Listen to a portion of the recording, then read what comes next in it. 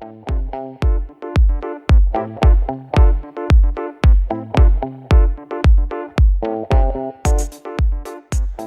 you're listening to Abstract AF and I'm Sneha Jaswal. For those of you who didn't know, April is celebrated as National Poetry Month in America, and it gives the rest of the world a reason to appreciate poetry too.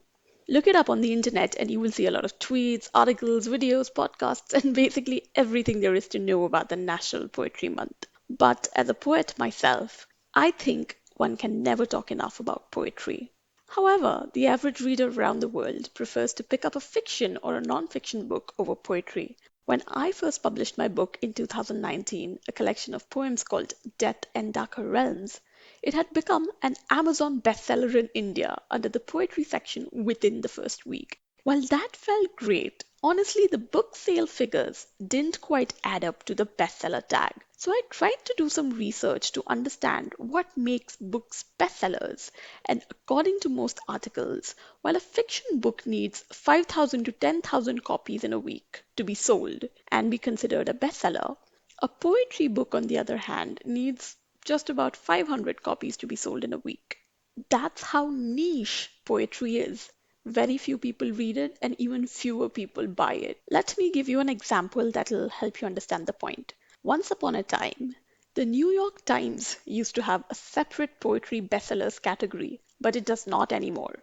Because they probably realized that the effort that went into compiling such a list on a weekly basis wasn't worth their time, since not many readers were interested in those lists. If you're wondering what categories the New York Times does have for bestsellers, well, they have three overall categories: fiction, nonfiction, and children's books.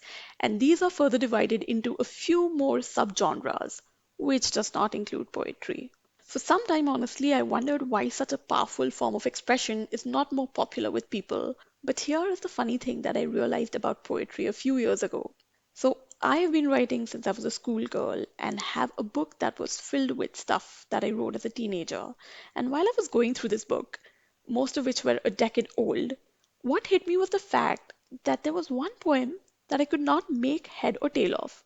I just couldn't understand it. Unfortunately, I do not have the book with me now, so I cannot read you the poem. Anyway, I had to read it three, four times myself before I could make some sense of it. And that's the thing with poetry. There are so many ways of interpreting what has been written that it doesn't matter what the author actually intended to say. What really matters is how you interpret it.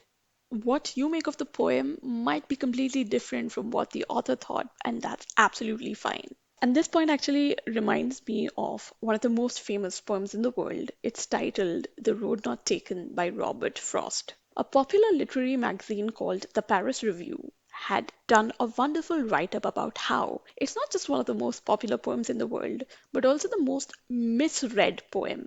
And the article was actually an excerpt from a book called The Road Not Taken by David Orr, whose tagline said, "Finding America in the poem everyone loves and almost everyone gets wrong." So, according to David Orr, most people misunderstand the poem Road Not Taken. And before I get into the two different interpretations of the poem, let's listen to it first. Two roads diverged in a yellow wood, and sorry I could not travel both and be one traveler. Long I stood and looked down one as far as I could to where it bent in the undergrowth, then took the other as just as fair, and having perhaps the better claim because it was grassy and wanted wear. Though as for that, the passing there had worn them really about the same, and both that morning equally lay in leaves no step had trodden black.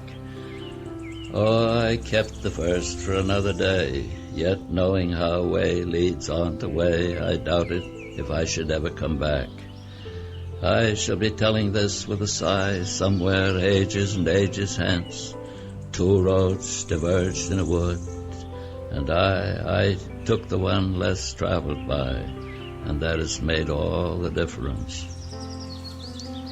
When readers hear or read this poem for the first time, the most common interpretation is that the writer is encouraging people to not shy away from choosing an unconventional path in their life when they find themselves at crossroads. Take the road not taken, Do not bow down to social norms or blindly follow what everyone else is doing and follow your own heart or do things differently. However, if you read the poem two, three times, it's actually pretty evident that it's not as simple as that. Listen to these lines again, where he says that he had to choose between two roads. Then took the other as just as fair, and having perhaps the better claim because it was grassy and wanted wear. Though as for that, the passing there had warned them really about the same. The poet pretty much is clearly saying that both roads were fair, they were the same. It's just that one appeared to be greener. So, what Frost might have intended to say is that even though you think that you have taken the road less traveled, people have been there, done that. And it's okay. I shall be telling this with a sigh somewhere ages and ages hence. Two roads diverged in a wood, and I took the one less traveled by, and that has made all the difference. Years later, when he looks back upon the day when he had to choose between two paths, he will take consolation in the fact that he thought he had taken the road less traveled. And that is all that makes the difference, to console yourself into believing that you did the right thing. So, those are the two conflicting ways of looking at the poem. One where you think that the poet is saying that don't be afraid to take the road less traveled and be unique, and the other where he says that it's okay if you're not unique, it's what you in the end tell yourself that matters. And like I said, poetry is all about the reader's interpretation.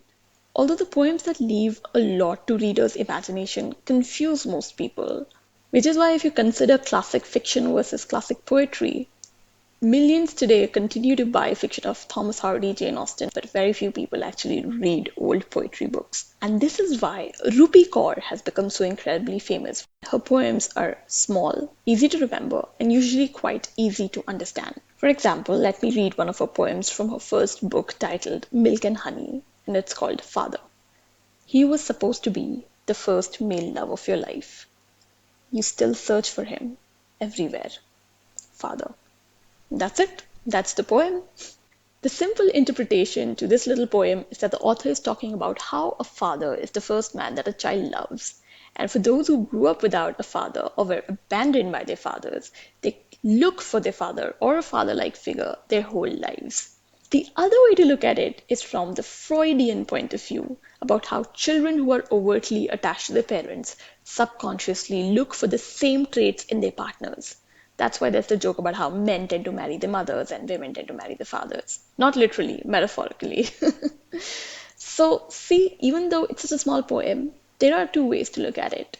Although Rupi Kaur's poetry has divided the poetry community across the world, a lot of people love her. There are a lot of people who think that what she writes is not poetry, but just sentences fragmented into different lines. As far as my opinion as a poet is concerned, I think there are no hard and fast rules to any form of art. If somebody's sentences sound beautiful and moving to somebody, well, that's poetry. I will end this episode by reciting a poem from Death in Darker Realms. It's a collection of 40 poems dealing with themes like death, depression, and dysfunctional relationships.